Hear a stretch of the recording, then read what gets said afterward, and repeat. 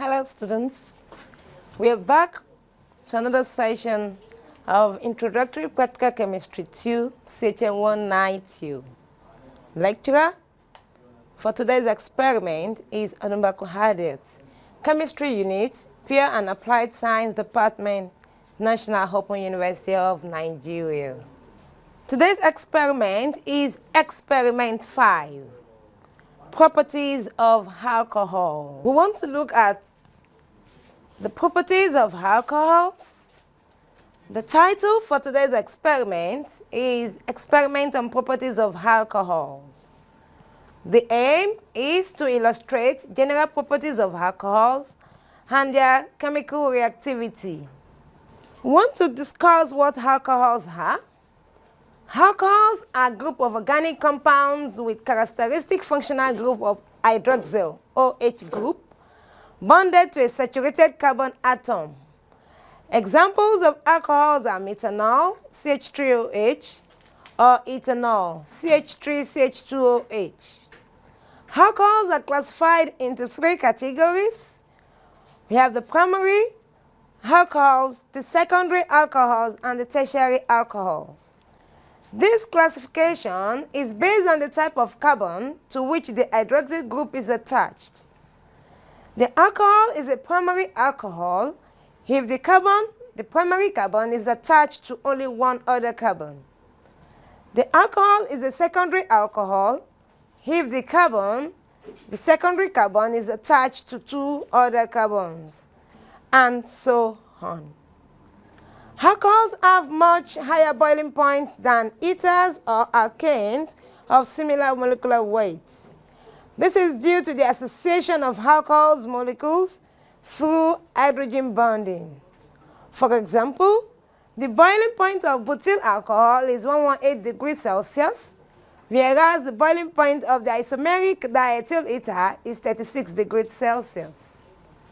The chemical requirements for this experiment. You need ethanol. This is my ethanol in my reagent bottle. You need phenolphthalein indicator. You need butane 1-hol, propan 1-hol. You need H2SO4. You need acetone. You need cyclohexane, chromic acid, and Lucas reagents. Apparatus, spatula, beaker, test tube. Safety precaution, because this is an experiment that you need to be cautious and you need to be extra careful because of the chemicals involved. We have some safety precautions we want you to bear in mind. 1, sodium is very reactive and must be treated with caution. Handle it with forceps and use only small pieces. This is because sodium reacts violently with water. Therefore, carry out all reactions in a film cupboard. Sodium is normally stored under mineral oil. As you can see, this is our sodium. It is stored under mineral oil to prevent explosion.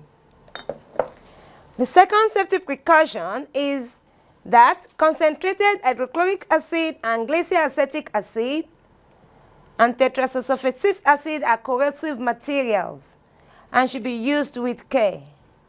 Chromic acid and its salts are classified as carcinogenics or carcinogens. If any of the above materials spill on your skin, please rinse thoroughly with water, then wash with soap and water. Procedure. To test for the properties and reactivity or reactions of alcohols, the procedure is split into 5 steps. The first is reaction with sodium. The second is solubility in water. The third is Lucas test. The fourth is oxidation using chromic acid, while the last is ester formation. We'll start the experiment one after the other. Reaction with sodium. To carry out this reaction with sodium, drop a small piece of sodium metal into beaker of water. You can substitute.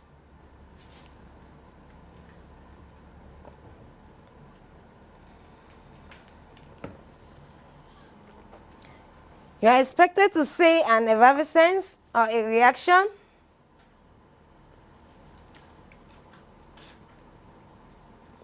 Be observant and be careful because sodium is explosive.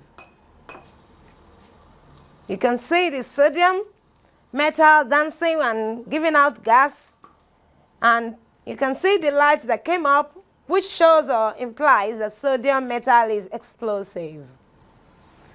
After this reaction is complete, add 1 or 2 drops of phenolphthalein indicator to the remaining solution. You are expected to see the color of the solution change to purple. Please ensure you have this. You can see the color of the solution has changed to purple. Step 2. Place 2 centimeter cube of ethanol in a large dry test tube.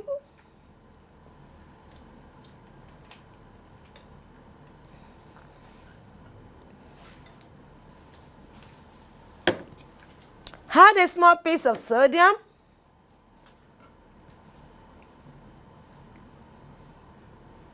You are also expected to see reaction. Please take note of the reaction.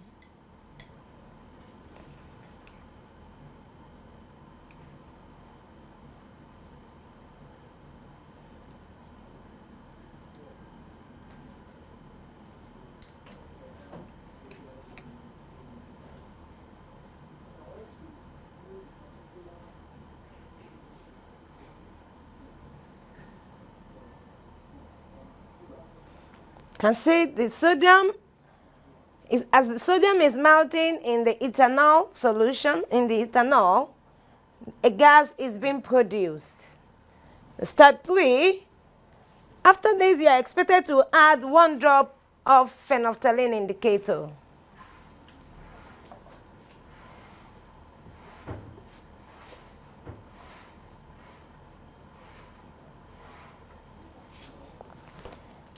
Observe the color change to the ethanol solution. The color has changed to purple. The next step is for you to carry out this reaction of sodium and phenolphthalein and other samples made available to you in order for you to have a comparison. The other samples made available are propan-2-ol, cyclohexane. You have propan-2-ol and cyclohexane. Those are the other 2 reagents made available for you to test their properties. So we move on to the second stage, solubility in water. We want to test how soluble ethanols are. I would like us to carry out this experiment on cyclohexane so that we can have a comparison between ethanol and cyclohexane and see how to confirm the properties of alcohols and differentiate it from properties of non-alcohols. So now we are going to carry out this test of sodium on cyclohexane. So 2 centimeters of cyclohexane will be put in the dry test tube. Small piece of metal, sodium metal will be added, and phenolphthalein indicator will be added. And henceforth, all other experiments will be carried out in duality, that is, both on ethanol, on cyclohexane as a comparison.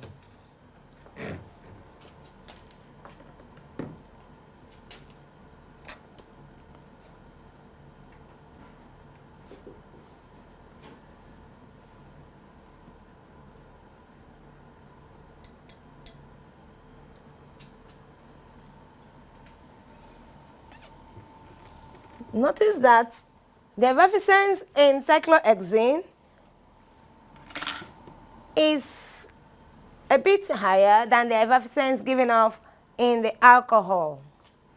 Now we'll now add 1 drop of phenolphthalein indicator to the solution of cyclohexane.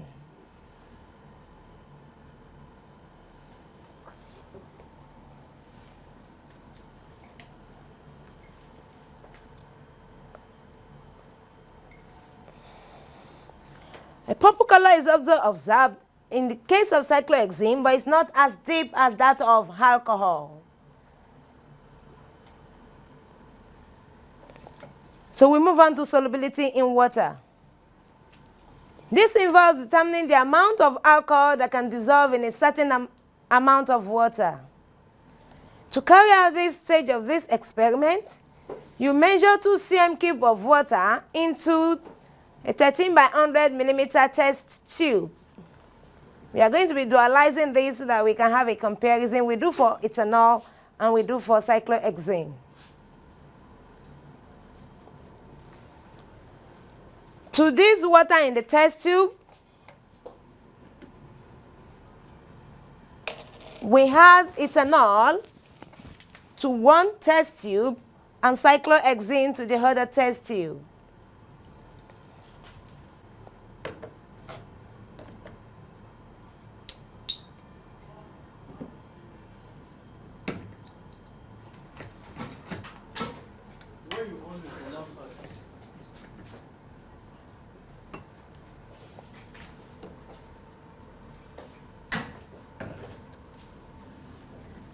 You are expected to use your dropper because you are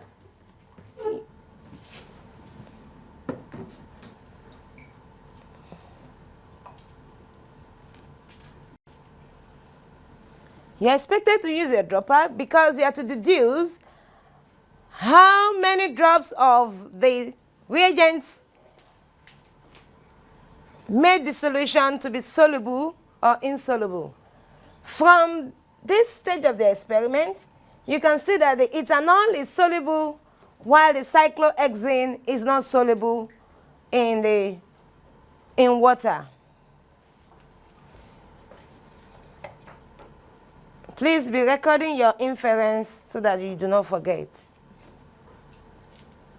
The next stage of the experiment is the Lucas test. This involves the conversion of alcohols to insoluble alkyl halides as a result of the protonation of the hydroxyl group in alcohol, leading to the displacement of water.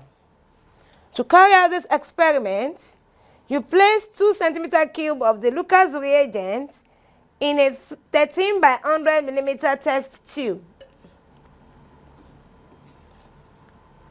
Place 2 cm³ of the Lucas reagent in your test tubes.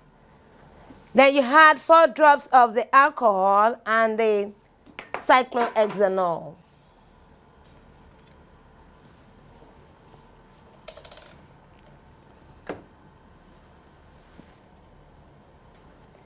Then you shake. Shake the 2 test tubes to see if there is a precipitate being formed. If there is any precipitate, take the time it took the precipitate to be formed. Or observe any other changes in the experiment.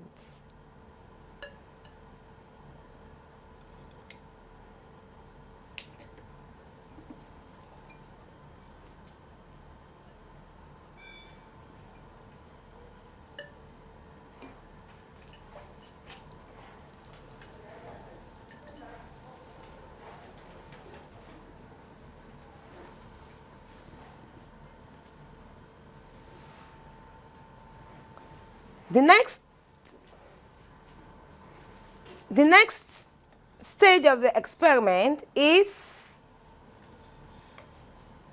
oxidation using chromic acid. This involves oxidation of alcohols to acids and ketones. To carry out this experiment, you place 1 cm³ of acetone in 13 by 100 millimeter test tube. Place 1 centimeter cube of acetone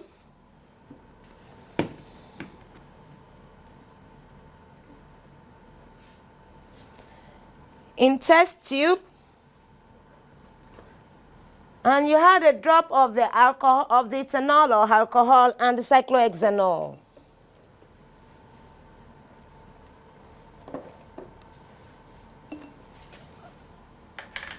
After this, you had 2 drops of chromic acid solution.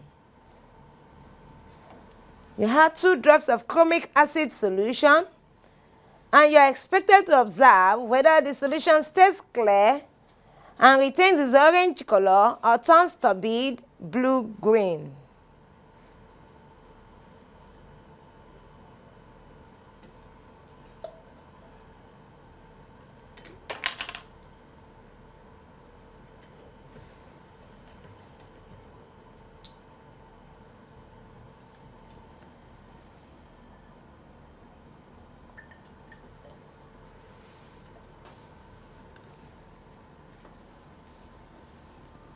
You are expected to make decision about the test within 5 seconds after the reagent is added.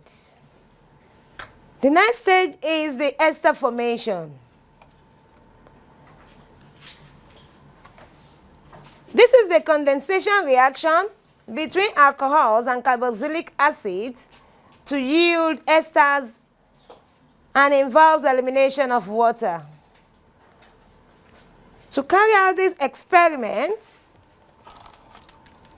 you are expected to mix 5 drops of ethanol and the cyclohexanol with 5 drops of glacial acetic acid in a test tube.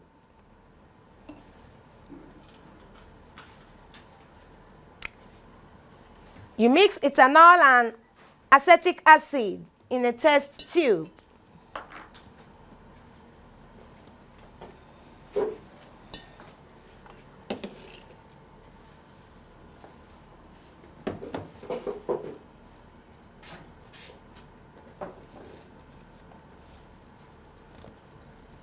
Do same for cyclohexanol as a comparison.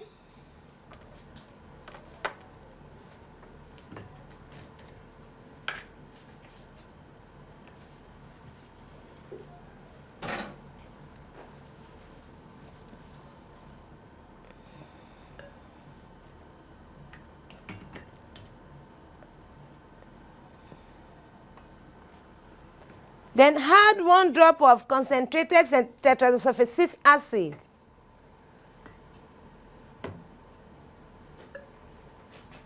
Add 1 drop of concentrated tetrasulfuric acid.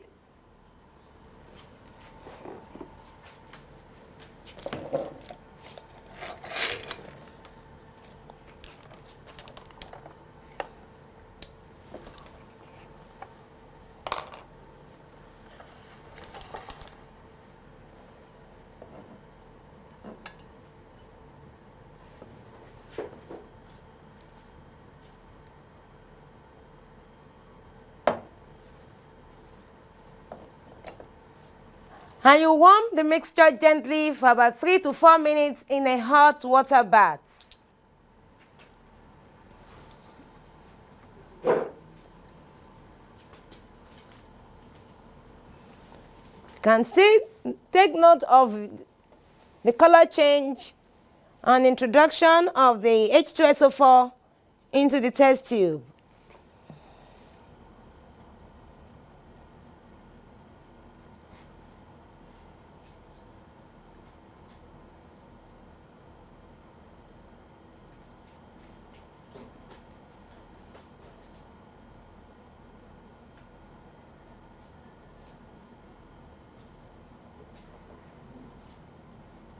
After 3 to 4 minutes, you remove your test tube from the hot water bath. Observe what you have in the test tube. Color change. Then you add 2 centimeter cube of cold water. This will be from your wash bottle. Add 2 centimeter cube of water, and you perceive the odor of the products formed. You're expected to have a sweet smell because ester is being formed. Apart from having a sweet smell, take note of the product formed. Just bring the test tubes near your nose a little. Don't let it choke you up. Sweet smell. One forms ester and the other does not form ester. Alcohols will form esters. So that brings us to the end of the experiment. What are we expected to know? Or what are we expected to observe? 1. Complete mixing of the alcohol and water when the alcohol is dropped in the water. You have to note that. An alcohol is said to be very soluble if 6 to 10 drops of it dissolves in water. If only 2 to 5 drops dissolves, it is said to be soluble. And if only 1 drop dissolves, it is said to be insoluble. Your second observation that is expected of you is the formation of orange color indicates the presence of chromium trioxide, CrO3, while turbid blue-green indicates the formation of chromium-3. The third observation that you have to note is you should note the odor of the product. But if you have difficulty in detecting the odor or can only smell traces of acetic acid, pour the mixture into a small beaker and make it slightly basic with dilute sodium hydroxide.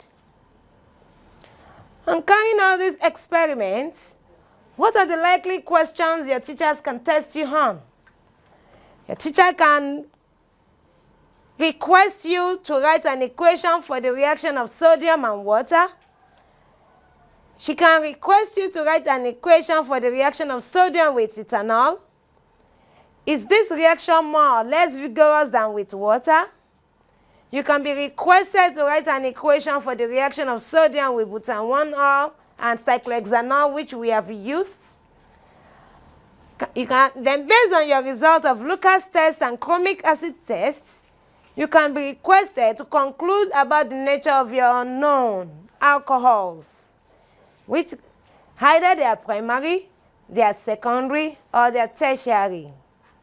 And finally, you can be requested to write an equation for the reaction of acetic acid and ethanol. Thank you.